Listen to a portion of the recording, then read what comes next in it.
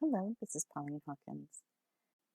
I am the professional writing tutor in CAPS, and I'm also the person that you would send essays to for Great Bay Tutoring Online. And today I want to give you some background on point of view, and that's when to use first, second, and third person pronouns in your essays.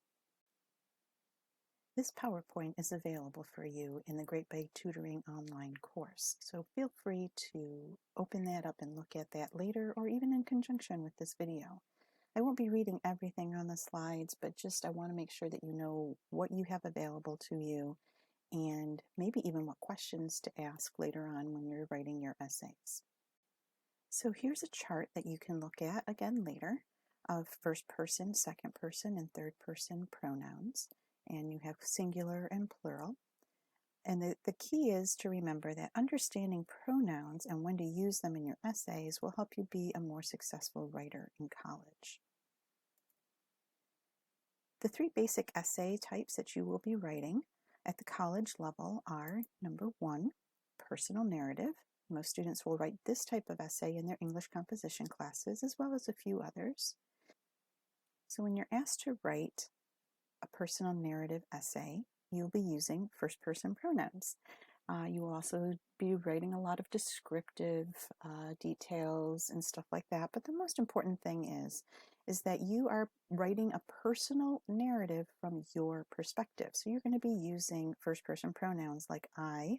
In the example, I open the Word document, or we open the Word document when you're talking in plural.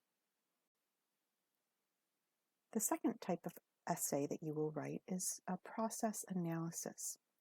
You may be asked to write this in your college composition classes or other classes, and what that means is that you will be giving directions for how to do something or analyzing how to do something. So in this case, you're going to be using the second person because you are talking to a reader, which you will address as you. Or you'll be writing sentences using the command sentences as the end with the understood you. So for example, you might say something like, first you will open the Word document, or a command sentence, open the Word document.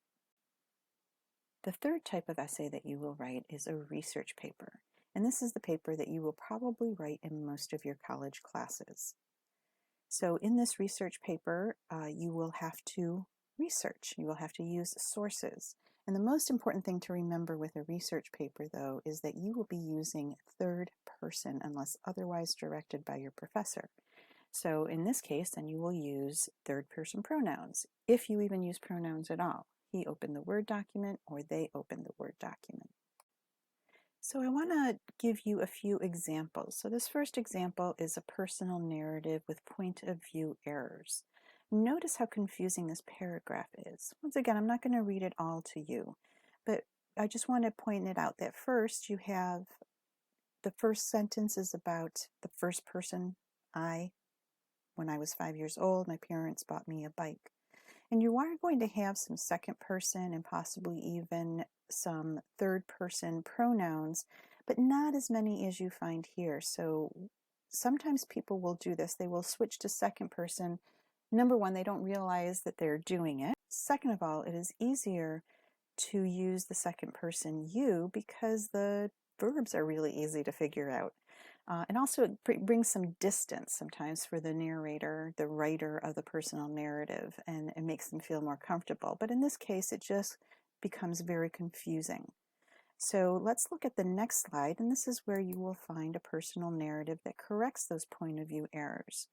So notice that there are still third person pronouns as well as a second person pronoun, but that they're both used appropriately. So most of it, though, as you can see highlighted in red, is that the pronouns in use are first person.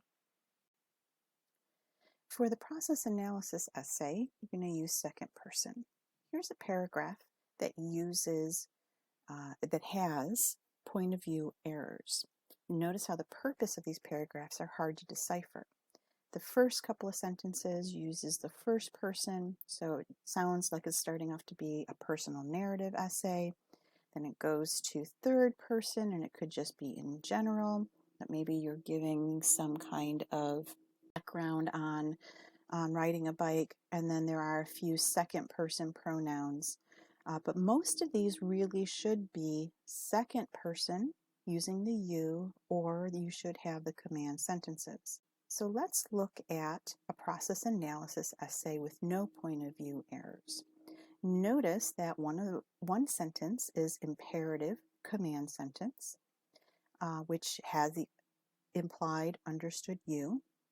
And this paragraph uses third person pronouns, but no first person pronouns. That way the reader is never confused about what is happening in the essay.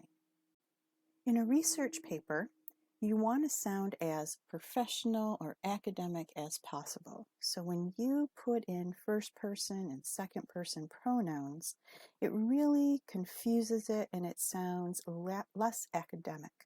So if you notice, if you read through this, you're going to see that there are first person pronouns, second person pronouns, and there's some more first person over here in plural. And it really confuses the issue.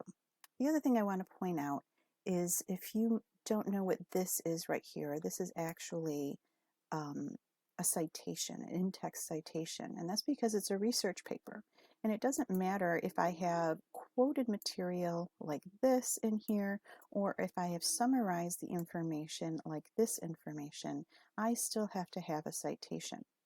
And here is an example of that same paragraph, but with no point of view errors.